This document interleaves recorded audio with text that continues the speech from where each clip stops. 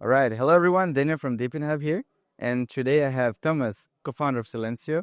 And we're going to be talking quickly about the project, what they're doing, how exciting it is. Thanks so much for joining today. So we're here at the Fluence event in Dubai during Token 2049.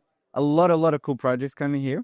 And yeah, thanks so much. And maybe you can introduce yourself and very quickly explain what Silencio is doing. Very happy to do so. It's always a pleasure to be here, also with you. So I'm one of the co-founders of Silencio, and we created Silencio about 3 years ago with one mission to create the world's largest noise level data bank in the world. And successfully, thanks to an amazing community, we were able to do so. We took the approach of creating a mobile-based DePIN, a DePIN that taps into idle infrastructure. There's 6 billion smartphones out there, and they're all capable of delivering vast amounts of valuable data. So thanks to our community, we're able to create data sets that are going to be reshaping how we value real estate in the future, how we select hotels for your next conference, for example, or restaurants if you want to party after that, because it's about empowering people at the end of the day. We want you to take smart decisions. But at the end of the day, we want you to be able to consume that data through the platforms that you already deal with on a daily basis, right? And now as Silencio's vision expands, we want to position Silencio as the hub to commercialize any type of smartphone-generated data. As technology also progresses, these are supercomputers that are capable of much more. So we really see an imminent future where Silencio is going to give you the possibility to take full anonymous ownership of your data, where you choose what you share with us on your terms, transparently and securely, deriving value essentially back to you, the user. That's amazing. So you guys started with this idea, like the noise pollution is actually very bad for humans, right? Like if you live in a city, and now you're advancing to like, okay, you already have the phone. We have how many, like over 1 million users using the Silencio app? Yeah, it has been crazy, and we're very happy to see the engagement. In fact, I found out yesterday that if you would add all the data points that we have from our community and put them in a straight line, we will be able to go around the world 17 times. So that's quite crazy. But yeah, I mean, coming back to the original problem we're looking to solve, it's a devastating problem. It's actually costing over 5 trillion cost to world GDP on a yearly basis. And in combined with air pollution, these environmental causes or pollutants, so to say, can really affect our quality of life and even our life expectancy. So if you live in a European city, you might be living on average 2 to 3 years less just because of this exposure. Yeah. And we feel that we know so much about our world nowadays, but we lack the intelligence on let's say, environmental intelligence layer to be able to understand our imminent surroundings, right? Take smarter decisions about where to live, where to work, and where to spend our day to day. Because like, for example, in Lisbon, I know that there are people, they live near the airport and all night the airport's coming down, right? And then some people don't sleep well at night. And then the next day they go to work, they're not as productive. There's a lot of things that people don't realize, that how much the noise impacts people.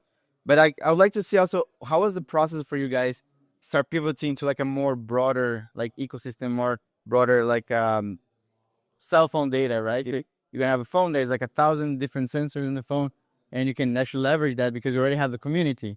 You already have like people that love Silencio. It's a great project. And how was the process to get to this new vision?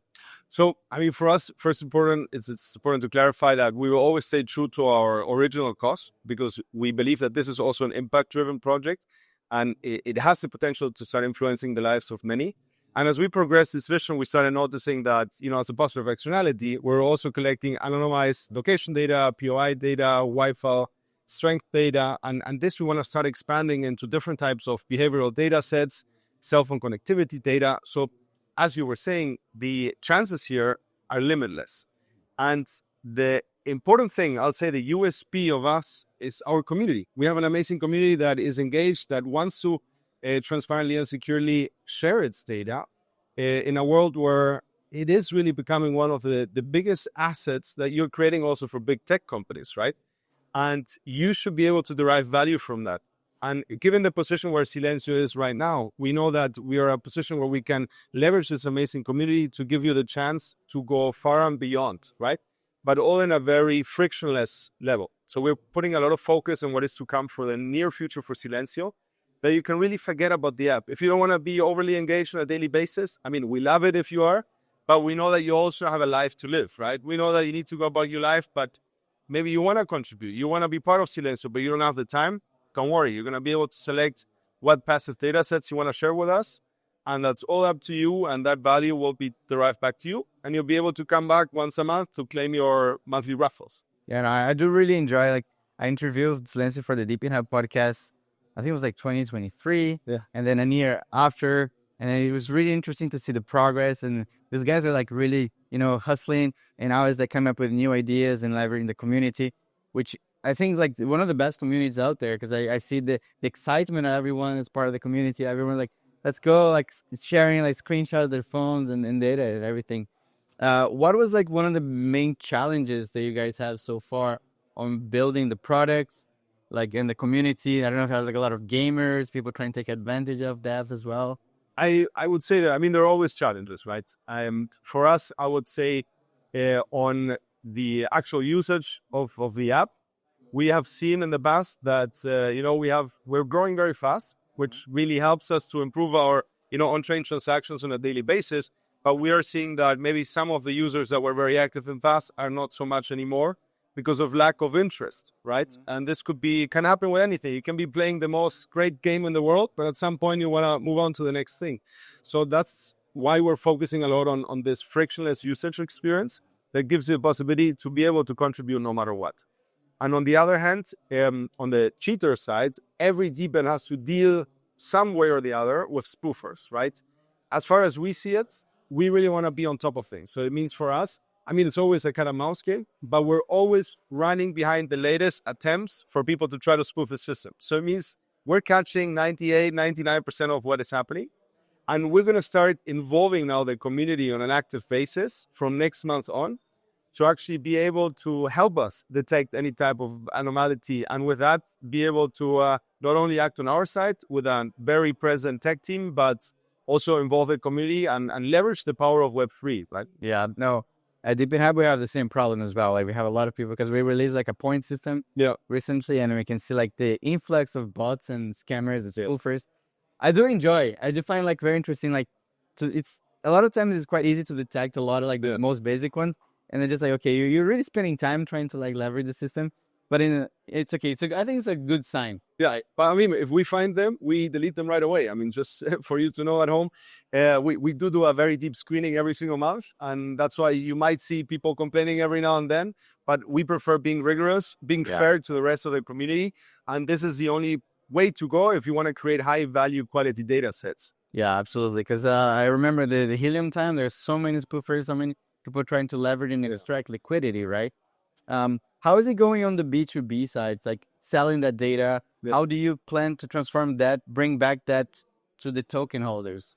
So, I have very good news. The next month, we're going to initiate our buyback and burn strategy. We're really looking to burn a double-digit amount of tokens from the total circulating supply. So it's going to be quite huge. And with this, we're going to be announcing also a lot of the data brokers we've been actively working with, a lot of figures also on the actual revenues that are coming from ads, from the in-app shop, etc. So 75% of this value is flowing directly back to the community, to the token.